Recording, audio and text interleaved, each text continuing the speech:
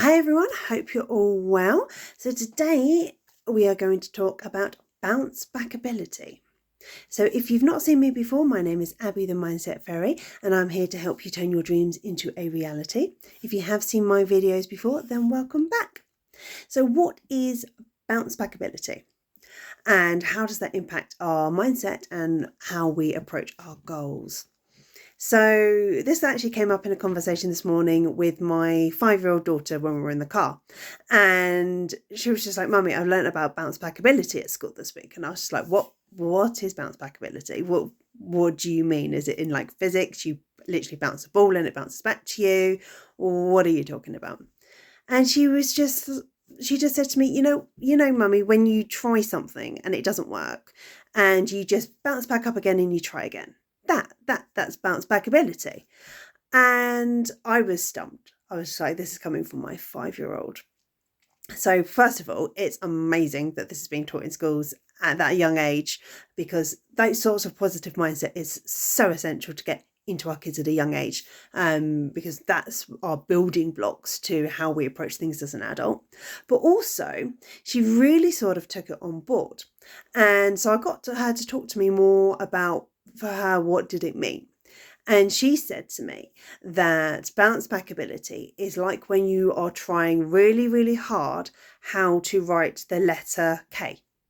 And you can't quite write a K. It looks like a P and it looks like every other letter that you can think of. And eventually you learn how to write the letter K, and then you can write so many more words, Mummy, when you've got the ability to write that letter. And she says, and you just have to keep going and keep trying until you do it. And then once you've learned it, you've bounced back and then you can move on to something else. And I just thought that this is such a wonderful lesson. It's something I really wanted to share with you all, because when we're thinking about our mindset, we often think about the beginning stages of mindset, don't we? So we think about what our goals are and that we need to be positive if we want to achieve them. And we think about what we want to do and how we want to do it. But we don't necessarily start off by thinking about how we're going to overcome obstacles.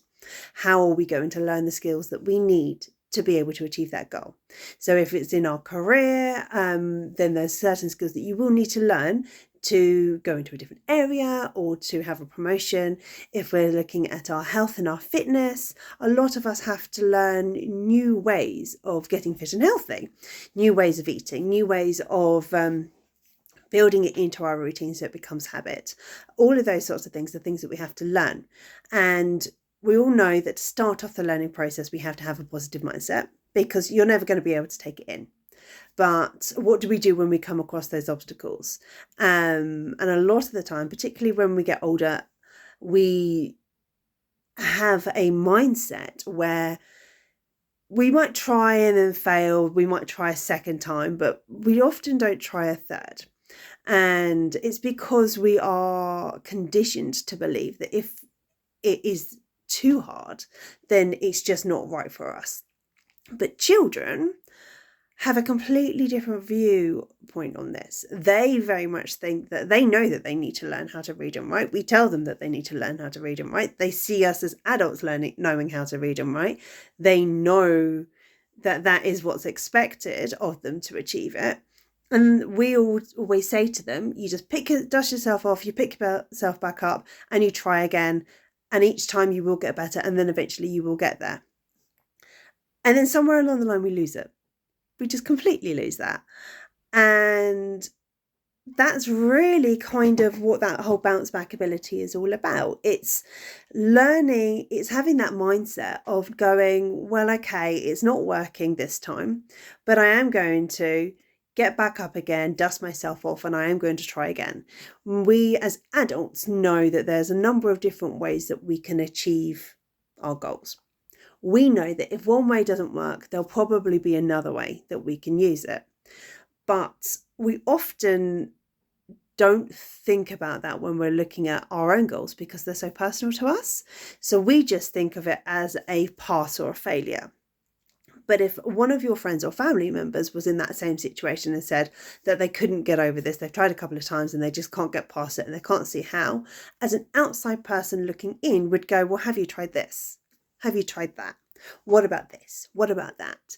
And we give them the information they need to bounce back, because we then, having that outside view, we've risen above it to have that bird's eye view of it all, that we can basically say, well, what about this then?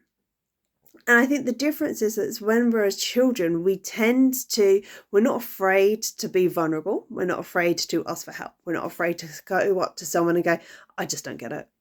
Sorry, I just don't get it. I don't understand how it's not working. And they get help. But as an adult, we kind of have that viewpoint that if we ask for help, we're failing.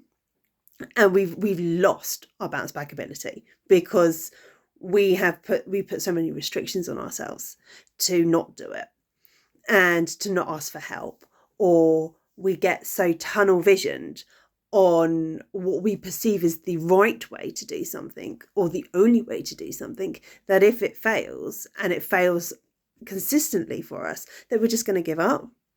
Whereas a child would look at it from, well, if that way's not working, and I've tried that way several times, then I'm going to ask someone for help who has already learnt how to do this to help me do it. And that viewpoint, that mindset of just going and finding a teacher, going to find someone who's done it, someone who's achieved it, and asking them, well, how did you do that then? Because I don't understand. We don't do that anymore. Why don't we do that anymore? It doesn't make sense. Why are we looking around at everyone else in our life going, you're so successful, you've got what I want, but we never approach them and go, how did you do that? Because I've tried and it's not working. We don't commit ourselves to that vulnerability. We've lost that bounce back ability because we have closed down all the avenues that are available to us to make that difference. And I think it's something that's really interesting. I don't know at what point we lose that, because certainly children in secondary school are a lot more self-conscious about putting it out there that they don't know the answer, or that they don't know how to do something. And I know by the time you get to college and university, it's a lot harder to reach out and to get that support. And by the time we're in adults, we've almost completely lost that ability, because we just don't want to show people that we failed. But as a child, they don't view it that they failed. They just view it that they just haven't learned the right way yet. And they just get back up, they bounce. As we always say, children bounce. Quite literally. Most of the time, if they fall over, they just get back up again. They might cry a bit, but they just get back up. And as adults, we don't think that it's acceptable for us to have a bit of a cry, have a bit of a, oh my gosh, I don't know how I'm doing it, and then pick ourselves up again and go, well, let's just find someone who can help me, or let's do some research to find out how I can get past it. And because that mindset, that vulnerability part of the mindset, we just don't want to do it anymore. We just don't think that it validates what we want to do. And so we lose it. So really what my message is today is just think back from a child's point of view. If they are trying to do something and they can't do it, for some reason they can't get past that, they can't write that letter, they can't figure out how to read that word, they can't work out why 10 plus 1 is 11, but it's 22, then 23, and why it's not 11 and 10. You know what I mean? It's the teens gets really confusing for them. They just don't understand it. I'm trying to explain it to my daughter and she gets completely confused. But the point is that when they don't understand it, they ask why. If they're not able to do it, they say, well, how do I do it then? And every single one of us has that ability to be able to just put our hands up and go, I've tried. I just don't understand why it's not working. And we all have the ability to go and find someone who can help us and to ask. And you know what? When I first started my business, I did a lot of asking other people who were successful, people that I really admired how they created their business. I did a lot of conversations with them to say, well, how do you do that? How do you convert those seeds, those leads into a sale? How do you represent yourself on social media? How do you do this? Because I can't figure out how to make that successful. And by having that vulnerability, we then build in those skills to bounce back, and we build in those skills to be able to get past those obstacles. So let's all go back to that more childlike mindset of nothing is impossible. You just don't know the way yet, because every single person who is watching this video has the ability to achieve your goals and your dreams. They would not be your goals and your dreams if that wasn't a possibility for you, which is why we always have different dreams to other people, because our own experiences create those dreams as a possibility of what we can achieve.